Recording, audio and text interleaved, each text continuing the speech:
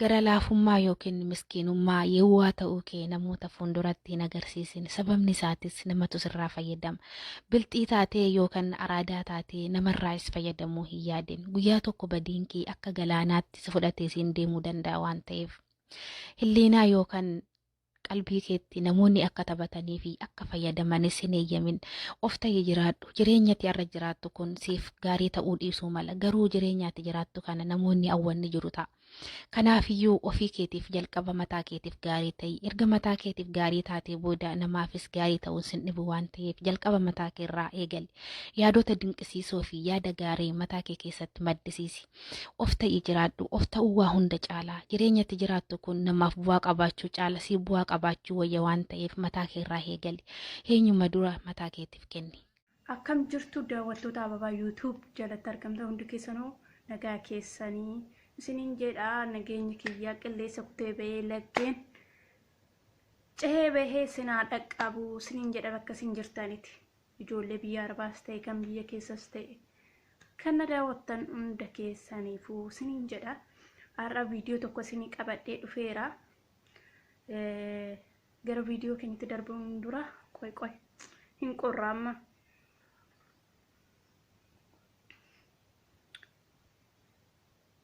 Dhugaa shaayii dhugaadhaa isiniin jedha maalfi qorri amma hammaateera waan ta'eef waan waa fudhachuun keenya giddi nuun jedhaa isiniin jedha maalfi warra jaarsa qabdanirree jaarsa keechan jala seentanii walitti ituu isiniin jechuu barbaade innaan immoo warroonni biyya arabaa jirru kun jaarsi keenya shaayiidhaa jechuudha. Cheers.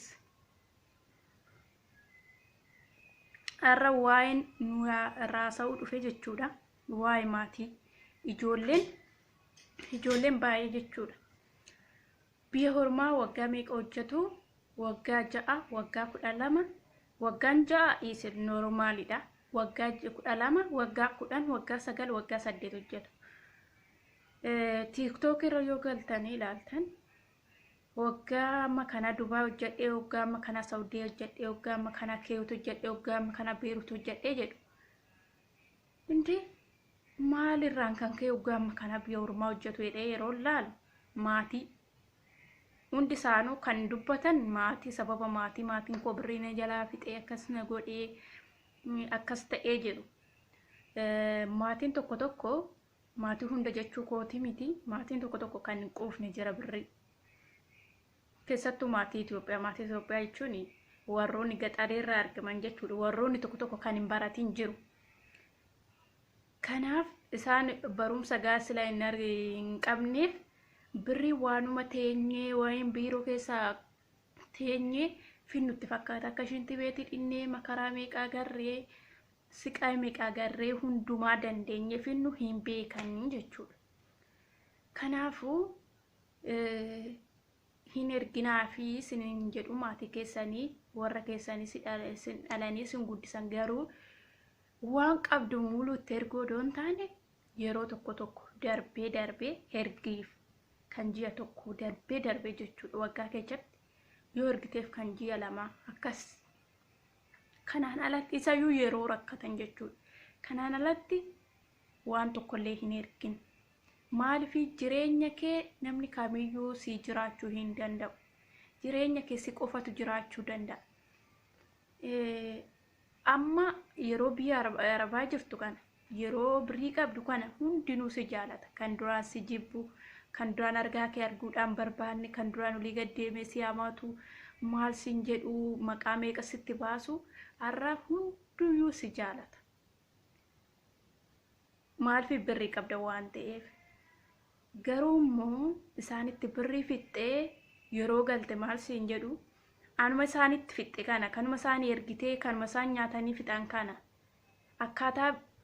akkaataa birriitti qaban hin beekan uummanni. Warri keenya tokko kan baratee jira kan birrii akkatti qabu beeku jira. Keenya yoo ergine tokko kan hin beekne jira haala birriin itti dhufe akkatti qabus kan hin beekne. Asuma achi facaasanii borus birriin hin jirtu birriin nu ergis hin jedhu. Ati immoo kanarraa of eeguuf jechuudha. fakkeenya farra birrii ergitee fi boru garuu yeroo kara biyyaa galtu birrii harkaan qabdu isaanii ergitee fixxeerta jechuudha. Omaayyuu fiddee dhufne biyya ormaa hojjettee jecha nadhee jecha anuma isaanii ergite kana omaayyuu fiddee dhufne harka ishii qullaa ishii dhuftee sin jedhu. Yoo si kabajan asii galtee jechuudha. Hanga ji'a tokko ho'iin hanga ji'a lama. Isaayyuu isaan bira utee jecha uggasuu si nuffuu jechuudha. Maaliif kanaafuu ijoollee keenya ofii keessaniif mataa keessaniif lafa kaawwadhaa. Waan qabdan hundumaa ittiin kennina. Namoonni ijoolleen baay'een kan of ajjeesan jiru. Birrii warri isaanii jalaa fixee obboleechi isaanii nama jedhanii amananii abbaa kiyyaa haadha kiyyaa jedhanii amananii itti kennanii yeroo isaan fixanii eeganii yeroo isaan birriin hin jirtu jedhan akka qalbii ta'antu jira. Kanaafuu lammii koo ijoollee biyya Arabaa jiraatan jireenya biyya Arabaa numaa fi waaqa qofatu beeka waan ta'eef kanarraa of eeggadhaa siniin jedha. Akkamittiin of eeggattu birrii yeroo tokko darbee qofa ergaa fi malee yeroo hundumaa birrii hin erginaafi. Boroo asiyaatii yeroo hundumaa ergitee fi fixxee harka duwwaa kee galtee harka duwwaa dhuftee birrii dhayyuun qabdu eessan nadhee siin jedhu kan izee biyya Arabaa jirtu yeroo biyya ergituuf san kan si jaalatan yeroo biyya galtee harkaa dhabdee uumaa dhabde si jibbu. Warri keetu obboleettiin kee abbaan kee haati kee si jibbu. Maaliif biyya hormaa deemtee galtee deebitee mana taa'uu hin qabdu. Isaan biratti deebitee jiraachuu hin ulfaatas isaanis uggasuu sinuuf. Kanaafuu asii galtee warra kee biratti deebitee akkan warra irratti akka duratti ba'aan ta'aniif ofii keetii mana dhaabbattee yoo heerumuus baatte yoo heerummus baatte dammoo mana yoo qabaatte mana kee keessa jiraachaa hojiiwwan ta'an barbaaddee hojjechaa galtee jiraachuu ni dandeessaa jechuudha. Yoggaa sanii yoo mana godhatte namni kamiyyuu si kabaja. Yoo biyya Arabaa jirtuu fi yoo mana qabaatte namni kamiyyuu si kabaja. Garuu yoo mana hin qabaanne yoo biyya Arabaa hin jiraanne yoo birrii hin qabaanne namni kamiyyuu sin kabaju. Argaa keetu arguu hin barbaadu sinuuf. Kanaafuu kanarraa namni kabaja dhabuu keetirraa ati har'a of eeggadhu. Birrii kee qabdu hundumaa callistee hin erginiif isaaniif jechuudha. Boru wanti sirra ga'uu boruu hin miidhamta amiroo keetu miidhamaa jechuudha. Maal goota yeroo miidhamtuu yeroo namni si jibbu deebitee biyya Arabaatti deebita. Laalika. Idimeen keetis asitti dhumaa ortoo dhala hin qabaatiin ijoollummaa keetis asitti dabarsitaa jechuudha. Nama dhukkuba baay'ee biyya hormaatti waggaa amma kana hojjechuun asitti iriftiin argattu halkanii guyyaa hojjettaa dhalan qabdu yeroo hundumtu si darbaa idimee kee jechuudha. Idimee keeti har'a duutee boru duutee kan hin beekne jechuudha. Otuma qanii tokko fataan jettee akka namaatti morma kee qanaa gootee hin jiraatin guyyaa tokkottuu addunyaa kanarraa boqottaa jechuudha. Kuni maaliif ta'uu qaba? Hojjedhaa biyya ormaan hojjetinaa isin jedhu garuu waggaa 4 waggaa 6 bakka waggaa 6 kun hin ga'a. Yoo guddatee waggaa 6 kana keessaa mee waggaa 6 kana keessaa waggaa tokko maatiidhaaf ergitee haa jennu waggaa 5 kee qabadhu. Namni kamiyyuu dhufee jireenya kee boru siin jiraatu. Ati har'atti fixxee boruu isaan irra dhadhee teechee ofii si jibbu. Argaadhuma kee jibbu. Namni oollaan maal siin jedha? Warra gaxarii buna walitti dhugu mana tokko deemanii buna dhugu. Hin beektu bunaas si dhugu. Intalli ekelee biyya Arabaa deemtee maa fiddee dhufte namayyuu fakkaattu. Inni akkana siin jedhu bunaas si dhuguu jechuudha. Namni akkasitti bunaas si dhuguur ofii keetii of maruu qabdaa jechuudha. abbaatu of maraa jedhe bofni jedha Oromoo yeroo mammaaku. Kanaafuu har'a isintuu of eeguu of maruu qabaa isiniin jechuu barbaadaa jechuudha. Maatiin birri bakka yookiin isaaniin dabartu yookiin siin dabartu otoo fakkeenyaaf amma birri otoo ergee fi isaanii dabarte dasna'edha. Isaanii darbitee fi naa darbuu baatte rakkina hin qabu deebi'een hojjedhaan rakkina hin qabu. Garuu immoo waggaa 4 waggaa 6 12 hojjettee inuma ergitaa fi garuu hin darbituuf yeruma biyya jirtu san yeroo biyya harabaan deemin san ammasuma gawwarriki bakkuma san jiru bakka sani xinnumarree olis siqan. Kuni maalidhaa birri haala itti fayyadama birri jechuudha. Birri yoo qoxxobdee itti fayyadamtee kanaan godhaa fakkeenyaaf birri hojjettanii ergituu fi yeroo ergitaniif san waan ta'e bitanii odoo dallaalanii yoo daldalanii birri keessanuu isin deebisuu danda'u. Waannaa keessa isin deebisanii kan isaaniitiin hojjechuu danda'u. Bu'aa buusanii jechuudha. Garuu hojiin hin beekan isaan hojiitti hiikuu birrii hojiitti hiikuu hin beekan garuu asii fachi facaasanii fixanii har'as birrii hin qabnu birrii nu ergi akkasiin jedhu. Kuni maaliif ta'uu qaba? Namni baay'ee yeroo hunda hin dubbatu.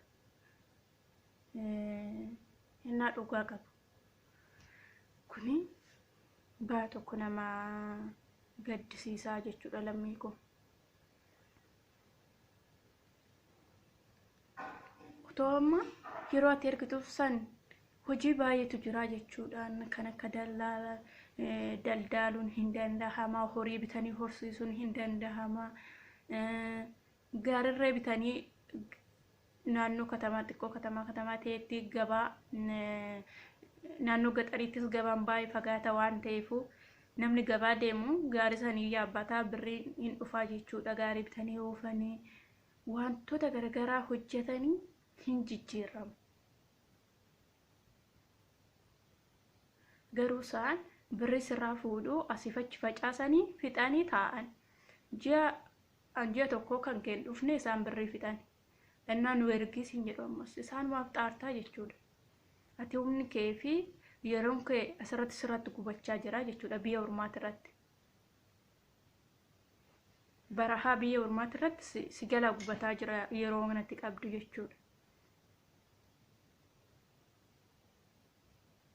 Namni addunyaa kanarra waggaa 100 hin jiraatu. Har'a duune daqiiqaa keessatti ammas hin faana naasaa daqiiqaan booda waan hin ta'u hin beeku. Kanaaf jedhee garuu nan cinqamaa biyya ormaan jiraadhaa. Jireenya biyya ormaa qanii tokko itti gammadee hin beeku jechuu hin danda'a. Maaliif gadda isaatu irra baay'atamaa waan ta'eef jechuudha. Gadda isaa gammachuu cirraashumaa hin qabu isiniin hin jedhu qabaatus garuu gaddatu irra baay'ata. Dhugaan jirtu kanuun. Tokkoon keessaan immoo ani gadda wayitu argeen beekuu ittiin gammadee biyya kan dhufu ta'uu dandeechu. Namni mana gaarii galtan itti gammaduu dandeessu hin beekamu. Manaa manatti hin jijjiirama waan ta'eef.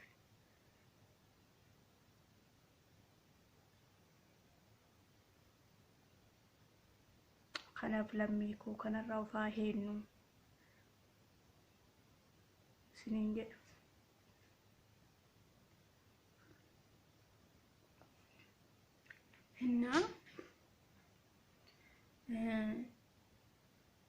Maatiin irraa birrii siraa fuudhe kun boru isaan bira galtee taa'uun hin yaadiin gonkumallee.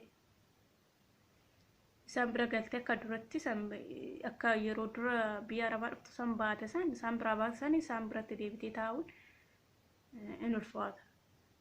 Sumattuu wanni hin dhaga'amu. Mooraan hin dhaga'amu isaan biratti galtee taa'uudhaaf jechuudha. Innaa namni tokko immoo maal jedhu haadhatii yaa miti nan ergaa na dhaltee na guddistee maalla gootee jedhu. haadha keeti garuu ergiif atis garuu ofii keetiifis kaawwachaa jechuudha. Ofii keetis of yaadadhu. Ergiif haadha keeti namni ergiif hin erginiif siin jedhu hin jiru garuu ofii keeti yoo isaaniif yeroo tokko ergi garuu waanuma qabdu hundumaa waggaa afuroo hojjette fakkeenyaaf ani waggaa afurii san erguufis sirra hin jiru jechuudha. Namni akkas jedhu hin dhabamu. Namni amma yaada kiyyaa deeggaru sin jira, namni yaada kiyyaa hin deeggarre sin jira. Deeggartee deeggaruu baatee isa yaada mataa keetiiti. Ani siif jedhee malee maatii keetis jibbii hin erginiif siin jechaa hin jiru. Kanaafuu maatii keetii yeroo tokko darbee ergii fi garuu fi keetis bakka borutti deebitee jechuudha. Biyya hormaa idimee kan mulu biyya hormaan teechuu jechuudha. Boruu galuuf jirta biyya keetti. Yeroo galte dammoo maalitti hangalaa mana qabaayii mala qabaayii jedhiitoo yaadi sammuu keetti jechuudha. Itti yaaduun barbaachisaadha. Warra keetan garaa gahaatti yoomiyyuu garaan geechu. Hin ergitaaf garuu borootii yeroo dhabdee isaan biratti deebitee anuma isaan nyaataniif taasisan deebi'anii birriin qabdu harka duwwaa dhufteedha. Akkana siin jedhanii too mooraalii kee gadi si buusu malee nuuf ergite intalatoo nutti fixxeedhanii too kan si galateeffatanii jiran.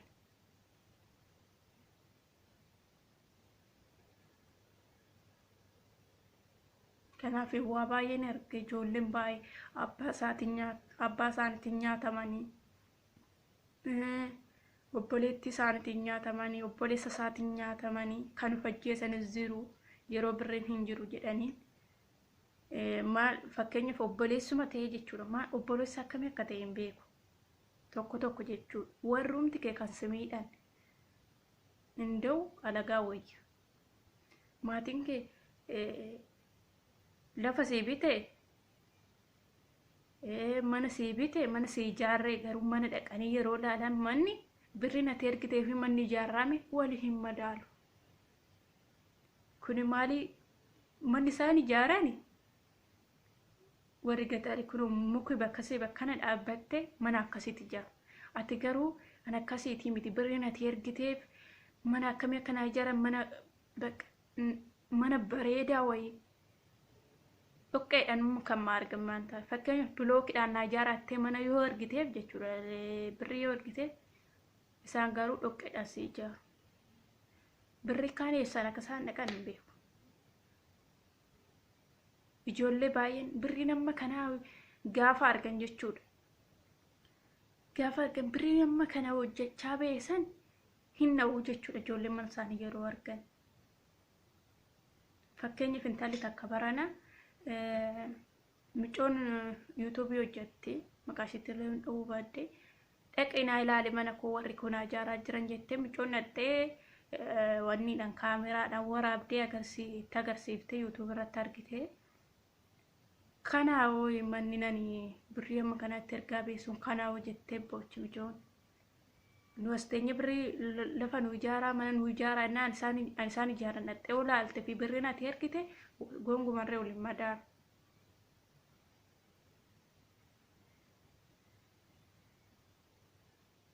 Otoo birrii keessa walitti qabattanii akaawuntii keessan irratti birrii galfattanii yeroo biyya galtan mana keessan lafarree lafaa bitanii mana keessan garuu ofuma keessan ijaartanii birri bilookiidhaan mana waa fakkaatu ijaaruu danda'utu isaan mana dhoqqee mana ciqaatiin jechuudha. Ijaaranii mana jaallattuu wayitiin ijaaranii si eegu.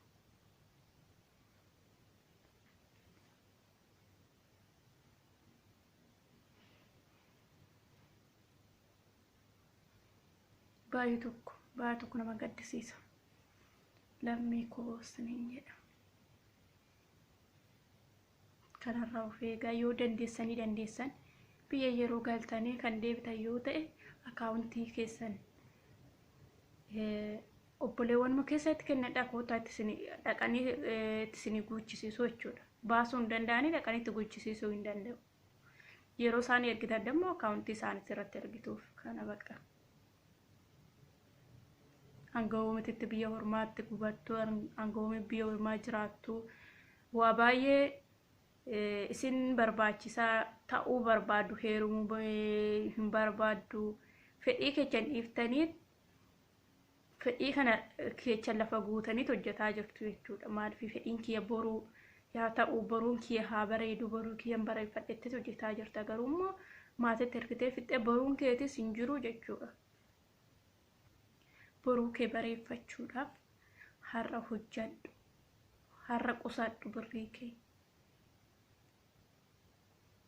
Hundi keenya yeroo as teenyu kana hamma heerumuu ni barbaannu, fedhii qabna, waa hunduma ta'uuf fedhii qabna. Bashannanuudhumaaf illee ta'e jechuudha. Mana namaa yeroo hojjennu hundi keenyaa hin beekna. Hidhaa jechuu dandeessu. Hidhaa silkii unkaan yeroo fayyadamtu, yeroo argan silkii fayyadamaa jirtaadhanii hin iyyuu gizee hojjetan malee gizee nyaattuu fi gizee hojjettu gonkumallee hin jaalatan.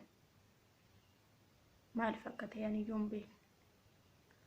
Keessattuu yeroo silkii harkaan qabattee si argan hin jaalatan. Gonkuma akka sa'aatii 24 akka hojjettuuf barbaadu. Akkanatti asitti hojjenneef nu kana maaliif qisaasechiin? Maaliif rakkoo biyya kanaa akkatti hojjenneef nu otoo beeknu maaliif birrii keenya nyaatamnee teenya? Burus asumatti deebi'uudhaaf maaliif teenya? Amma yoomititti biyya hormaas jiraatta, amma yoomititti sammuun kee hin tuqama jechuudha biyya hormaa keessatti gizee tokko.